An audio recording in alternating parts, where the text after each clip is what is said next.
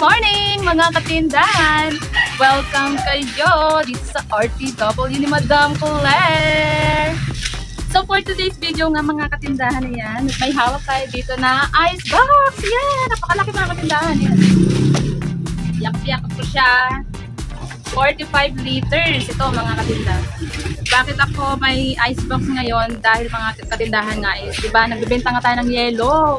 Nung una nga kasi mga katindahan yung yelo namin, sa refrigerator lang nakalagay. Tapos diba, mapapanood dito sa mga previous vlog ko, nagbumili ka kami ng freezer. Ayan, tapos nung una naman mga katindahan, hindi ganun ka ano. Hindi naman pa siya ganun kabenta. Ayan. Tapos itong mga nakaraan, kumalat yung ating pagbebenta ng yelo. Kaya naman kailangan natin ng alternatiba mga katindahan na pamamaraan para yung yelo natin mas makarami tayo ng gawa. Hindi tayo bukas ng freezer, ganyan, di ba? Kasi nga, ang kuryente, kamusta naman, di ba? Ayan. So ngayon, may gagawin tayo dito. Titignan natin kung effective ba siyang gawin, di ba? Meron kaming ice box dito. Lalagyan natin ito. Tignan natin kung hindi pa siya matutunaw. Let's go! Sabay-sabay tayo magpayaman sa napakasimpleng paraan. Ayan na nga mga katindahan at kinuha na natin yung ating ice box dito sa may malapit sa ating freezer para nga malagyan na natin ito ng mga yelo na ipapangbenta natin. So nag-prepare na nga tayo niyang makapal na comforter. Yan. So yan yung available kasi dito sa amin mga katindahan.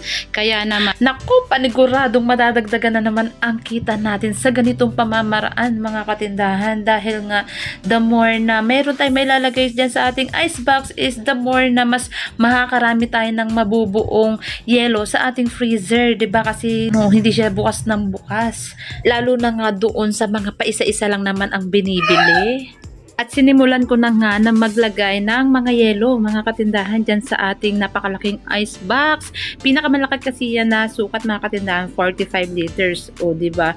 Ayan. So, kung mapapansin ninyo na yung paglalagay ko dyan ng yelo is sinisilip-silip ko mga katindahan, sinisipat-sipat ko kasi nga baka mamaya meron pang mga tubig yung loob. So, mas maganda, diba, na quality pa rin yung ibibigay natin kay customer. Yung talagang walang tubig yung loob, ganyan, diba, para talagang pack na pack, batong-bato, kumbaga, yung ating yelo na ibibigay sa customer. So, yan nga mga katindahan, yung ating kuha ng malapitan. Ayan, so, pina-video natin yan para kitang-kita yung mga yelo dyan sa loob ng ating freezer at ng ating cooler. So, pinipili nga lang natin mga katindahan yung mga dapat na ilagay dito sa ating cooler dahil kailangan syempre nga yung matigas na matigas. Medyo marami-rami na nga itong nailagay natin dyan sa ating cooler. Ayan, at dinadagdagan pa nga natin yan mga katindahan. Bale, nasa 15 pieces yung nailagay natin dyan sa ating ice box mga katindahan. Yan. At isasara na nga natin yan para madala na doon sa labas. At yan na nga ang ating pagtatry ng ating ice box.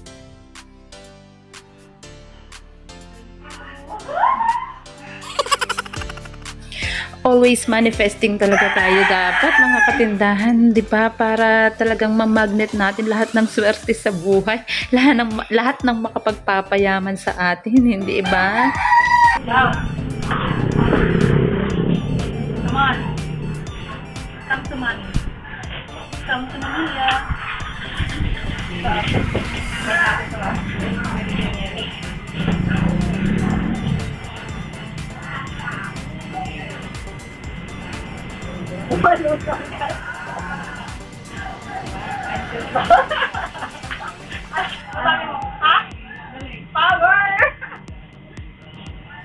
Ayan na nga mga katindahan at meron na tayong unang buyer ng ating yelo na manggagaling dyan sa ice box. Ito naman yung pangalawa nating customer mga katindahan at 2 peraso nga ng yelo yung kanilang binili. Pansinin nyo na lang mga katindahan yung oras dyan sa bandang taas ha. Kung anong oras sila mga bumibili. Yan, meron naman dyan 11:25. Ayan. At meron na naman nga ulit mga katindahan na bumili. Yan, 11:40 AM ng isang yelo lang mga katindahan. O diba, paano na lang kung sa rep tayo kukuha pa isa-isa, pa dalawa-dalawa mga katindahan. Sayang sa kuryente. Kaya naman ito napaka-effective mga katindahan. Kasi nga, diyan na tayo magbubukas kahit ilang beses pa tayong magbukas ng magbukas pwede. O diba yan, may pumangalawa pa nga, diba? Pero isa lang din yung binili, diba? Kaya naman, ay, grabe, effective. Napansin ko naman mga katindahan na hindi masyado makita yung ating ice box, kaya naman yan, linisin muna natin yan para naman kitang-kita ninyo yung paghugot natin ng mga yelo kapag mga may mga bumibili. At meron na naman nga bumili mga katindahan na yan, 1 PM, 1:57 ng hapon ito or ng tanghali mga katindahan, at meron nga bumili ng 5 pirasong yelo. Ayan, at kumukuha na nga mister ko mga katindahan ng 5 pirasong yelo. O diba, ang galing-galing mga katindahan, kasi hanggang ngayon kita ninyo matigas na matigas pa rin yan mga katindahan, puting-puti pa din yung ating yelo.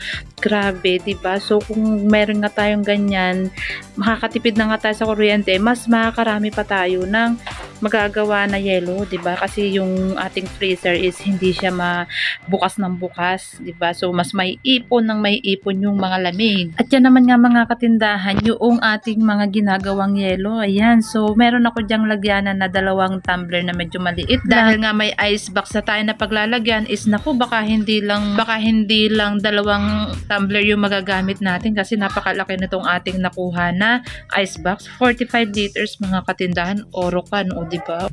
Time check mga katindahan, 6:50 ng gabi mga katindahan. Ayan, meron pa mga tao. Bukas pa tayo mga katindahan. Wala kayong dinilagay. At ito nga yung ating ice box mga katindahan. So bagong refill ko na ulit ito. Yan, so tingnan niyo, puno-puno na naman. At naglagay nga ako dito. Hindi ko na alam mga katindahan kung ilan yung nailagay ko. Basta lagay na lang ako ng lagay. Yan, pakita ko lang sa iyo. Kasi sa gabi, may mga bumibili pa rin talaga mga katindahan. Ayan, o diba? Ayan. Ayan, so tingnan nyo. Yellow pa rin siya.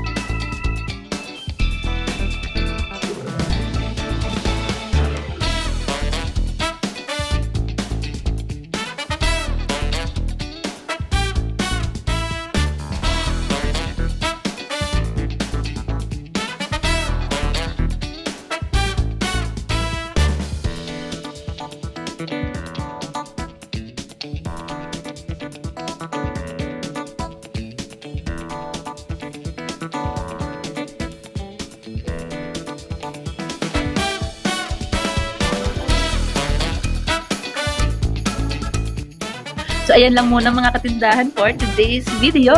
Maraming salamat sa inyong palaging panonood and happy selling!